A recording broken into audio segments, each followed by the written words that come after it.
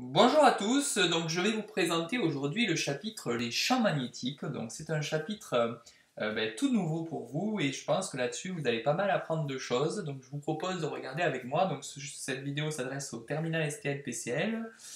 Comme d'habitude, je vous fais plutôt le bilan. Donc vous avez pas mal de choses à écrire en rouge.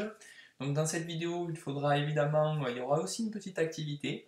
Il y aura aussi la correction de cette activité dans la vidéo, donc je vous propose d'être attentif et d'écrire à mesure absolument tout. Quand je vous dis d'arrêter, vous arrêtez, vous essayez de faire l'activité et ensuite, si vous continuez l'activité, vous aurez la correction. Donc je vous propose de commencer le chapitre champ magnétique. Donc on va découvrir un petit peu ce que c'est le champ magnétique. Donc déjà, on va faire un petit tour de ce que vous devez être capable de faire.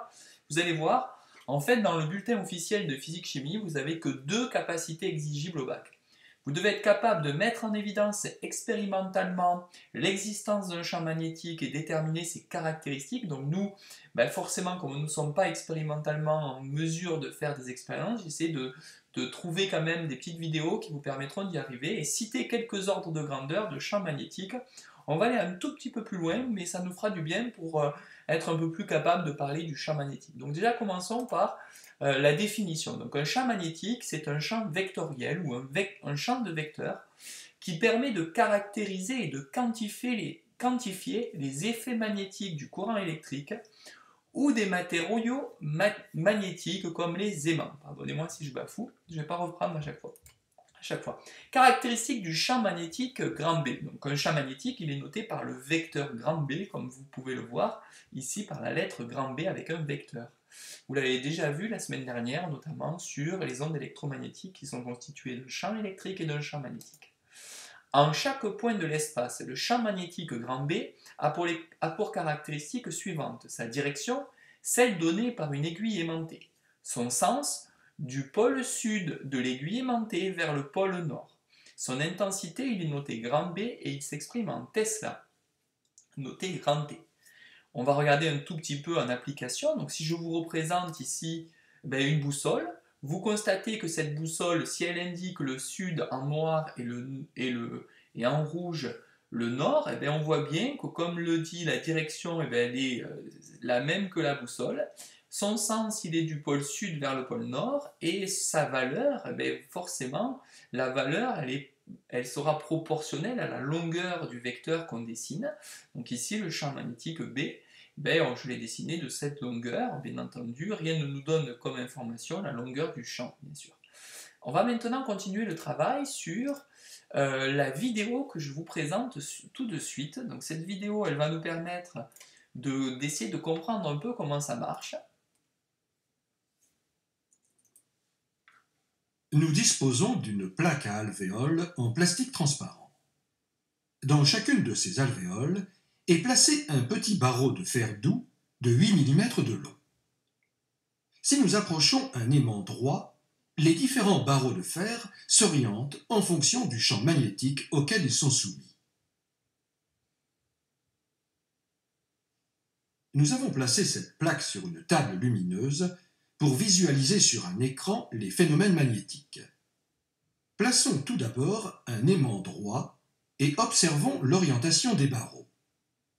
Ceux-ci se placent tangentiellement aux lignes de champ magnétique de l'aimant, qui décrivent des courbes reliant ces deux pôles, le pôle nord, repéré en rouge, au pôle sud, repéré en noir. Traçons quelques lignes de champ et quelques vecteurs champ magnétiques. Donc au passage, là, les lignes de champ, elles étaient en bleu, donc je reviens dessus. Les lignes de champ sont en bleu. Le pôle nord, c'est évidemment celui qui va donner l'orientation du champ magnétique. On voit bien que ici, le champ magnétique part toujours du pôle nord et évidemment va vers le pôle sud. Alors quand l'aimant est droit comme cela, le champ magnétique ici tend à vraiment être tangent, on va dire vraiment horizontal comme on le montre ici, alors que sur les bords, il a tendance à revenir vers le pôle sud. Donc en bleu, c'est les lignes de champ, et en rouge, c'est les vecteurs champ magnétiques.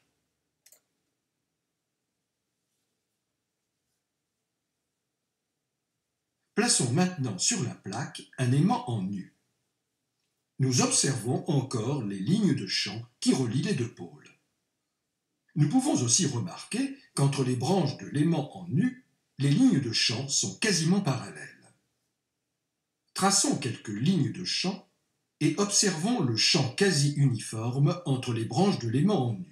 Donc là, encore une fois, on voit bien une ligne de champ bleue. Le vecteur champ magnétique a été dessiné en quelques points de l'espace. On voit bien qu'ici, on a le pôle nord. Donc on comprend pourquoi le champ magnétique est toujours dirigé du pôle nord vers le pôle sud. Et on constate que le spectre magnétique, au centre, il est totalement régulier. On dit que le champ magnétique est tout simplement uniforme, alors que sur les bords, on voit bien qu'il tend toujours à revenir vers le pôle sud. Et ici, pôle nord vers le pôle sud aussi. Donc on continue la vidéo. Si l'on ne dispose pas de cette plaque à alvéoles...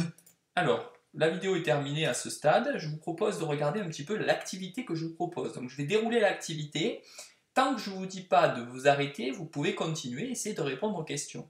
Donc là, c'est sur votre cahier, comme d'habitude, vous écrivez, donc vous avez écrit d'abord tout ce qu'il y avait avant, en rouge. Dès que c'est en rouge, ça veut dire que vous devez le connaître parfaitement.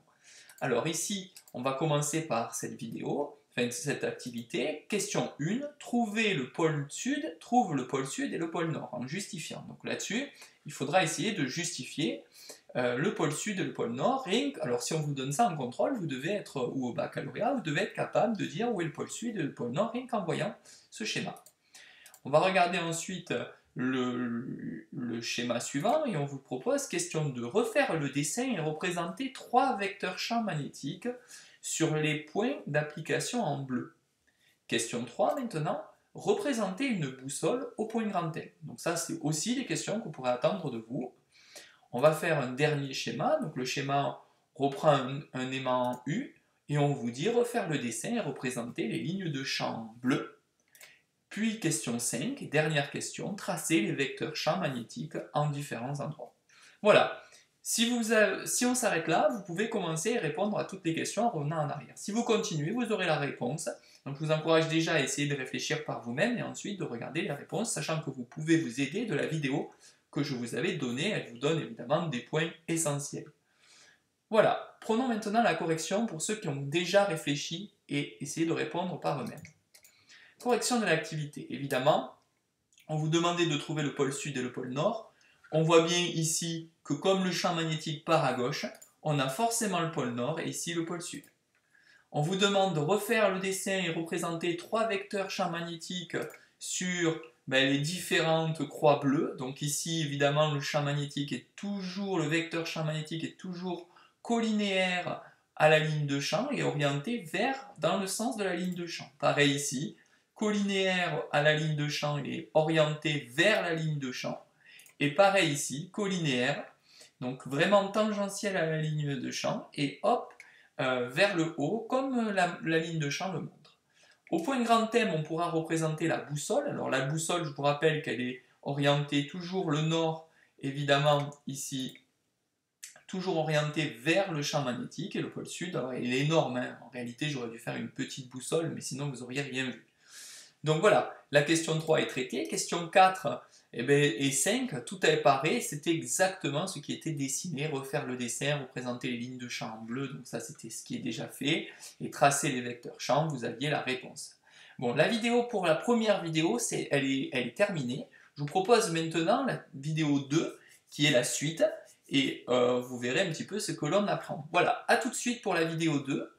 À tout de suite.